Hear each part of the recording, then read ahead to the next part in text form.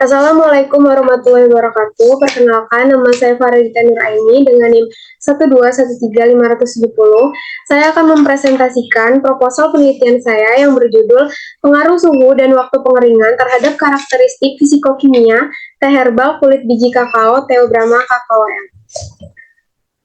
Pokok bahasan yang akan dibahas pada presentasi kali ini yaitu ada pendahuluan, tinjauan pustaka, dan metodologi penelitian. Dimulai dari pendahuluan yaitu latar belakang penelitian saya menggunakan kulit biji kakao. Kulit biji kakao adalah produk samping atau limbah yang dihasilkan dari proses pembuatan coklat yang berkontribusi sekitar 15% dari total berat biji kakao. Biji kakao ini mengandung senyawa leucocyanidin sebesar 23-25%, polifenol sebesar 5-18%, antosianin sebesar 5%, dan katekin 33-42%. Kulit biji kakao akan dibuat dalam bentuk seduhan teh herbal yang mengandung zat antioksidan berupa polifenol yang bermanfaat untuk mencegah berbagai penyakit. Teh herbal adalah minuman teh yang terbuat dari bagian tanaman lain yang bukan merupakan teh yang telah dikeringkan dan dapat dikonsumsi dalam bentuk seduhan. Teh herbal berasal dari bahan alami sehingga sangat bermanfaat bagi kesehatan. Selanjutnya ada rumusan masalah dari penelitian saya yaitu yang pertama, bagaimana pengaruh variasi suhu dan waktu pengeringan terhadap karakteristik fisikokimia teh herbal kulit biji kakao. Yang kedua, bagaimana perlakuan terbaik suhu dan waktu pengeringan agar menghasilkan karakteristik fisikokimia sesuai standar nasional Indonesia teh kering dalam kemasan. Tujuan dari penelitian ini yaitu mengetahui pengaruh suhu dan waktu pengeringan terhadap karakteristik fisikokimia teh herbal kulit biji kakao, menentukan suhu dan waktu pengeringan yang optimal pada pembuatan teh herbal kulit biji kakao. Selanjutnya ada hipotesis dari penelitian ini yaitu perlakuan dengan variasi suhu lebih rendah dan waktu pengeringan lebih lama akan menghasilkan perbedaan karakteristik fisikokimia teh herbal kulit biji kakao. Ruang lingkup penelitian ini yaitu peneliti hanya membatasi penelitian dapat mengetahui suhu dan waktu optimal dalam proses pengeringan kulit biji kakao agar dapat menghasilkan teh herbal dengan karakteristik fisikokimia sesuai acuan Standar Nasional Indonesia nomor 3836 tahun 2013 tentang teh kering dalam kemasan, dan manfaat dalam kulit biji kakao dapat bermanfaat lebih optimal dalam seduhan teh herbal.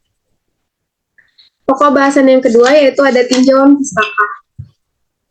Yang pertama, buah kakao.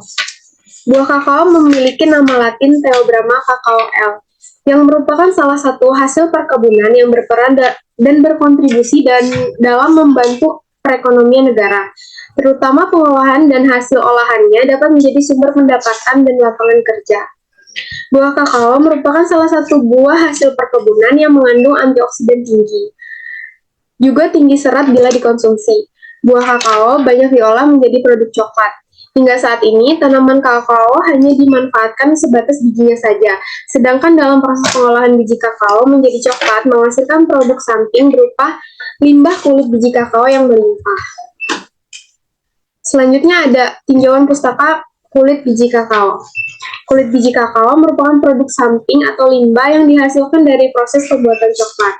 Kulit biji kakao mengandung senyawa leucocyanidin sebesar 23-25%, polifenol sebesar 5-18%, antosianin 5%, dan katekin 33-42%.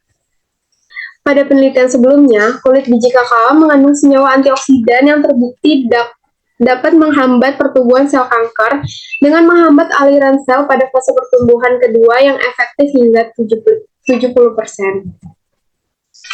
Selanjutnya ada kandungan senyawa teh herbal kulit biji kakao. Yang pertama ada kandungan katekin.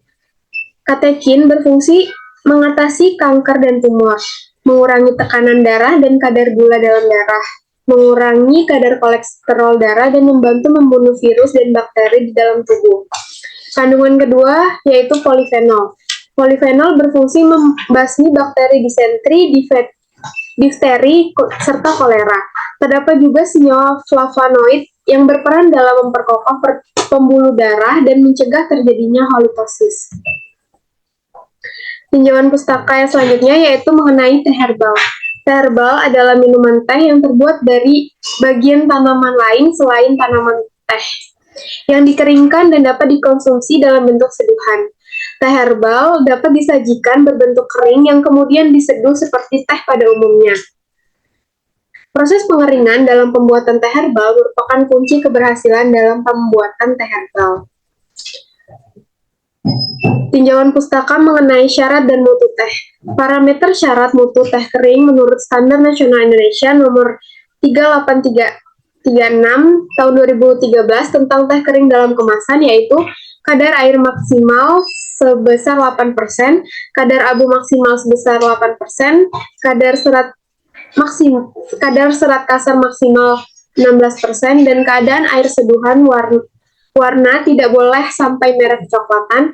Aroma yang muncul harus khas teh dan rasanya harus khas teh tanpa rasa asin. Pembahasan yang ketiga ada metodologi penelitian. Lokasi dari penelitian ini akan dilakukan di Laboratorium Kimia dan Gizi Pangan serta Laboratorium Rekayasa dan Pengolahan Pangan di Institut Teknologi Sumatera. Waktu yang digunakan selama penelitian ini yaitu dari 24 November sampai 26 Maret 2024. Alat dan bahan yang digunakan yaitu alatnya berupa pengering, oven, timbangan analitik, desikator, blender, tandur listrik, dan spektrofotometri. Bahan yang digunakan yaitu kulit biji kakao, DPPH, metanol, dan aquades. Rancangan dari penelitian ini yaitu menggunakan rancangan acak lengkap dengan faktor perlakuan. Setiap perlakuan diulang sebanyak 2 kali. Faktor perlakuan 1 merupakan suhu pengeringan, menggunakan suhu pertama 44 derajat Celcius, suhu kedua 55 derajat Celcius, dan suhu ketiga 65 derajat Celcius. Dan faktor perlakuan kedua yaitu waktu pengeringan, dengan lama waktu 1 yaitu 5 jam, waktu kedua 6 jam, dan waktu ketiga 7 jam. Berikut merupakan tabel dari unit percobaan yang akan dilakukan. Selanjutnya ada cara pembuatan sampel. Yang pertama, sampel biji kakao yang telah dikumpulkan kemudian dicuci hingga bersih dan dilakukan penimbangan. Selanjutnya, dikeringkan dengan cara di oven dengan suhu dan waktu yang telah ditentukan. Setelah di oven, sampel yang menjadi bentuk kering ditimbang dan dicatat berat keringnya, kemudian diseduhkan dengan cara di blender. Setelah itu dilakukan pengayakan 40 mesh. Selanjutnya ada prosedur analisis. Yang pertama, pengujian karakteristik fisikokimia. Yang pertama ada pengujian kadar air, kadar abu, rendemen, dan aktivitas antioksidan metode DPPH. Pengujian yang kedua yaitu pengujian organoleptik dengan menggunakan pengujian kesukaan, menggunakan uji hedonik dengan parameter yang diuji yaitu warna, aroma, dan rasa dengan menggunakan 80 panelis. Selanjutnya ada teknik analisis data. Data yang telah diperoleh selanjutnya dianalisis dengan analisis sidik ragam atau analysis of variance, dengan kemudian dilakukan uji lanjut berupa uji Duncan untuk menentukan mana perlakuan terbaik menggunakan metode indeks efektivitas. Sekian presentasi yang dapat saya lakukan. Wassalamualaikum warahmatullahi wabarakatuh.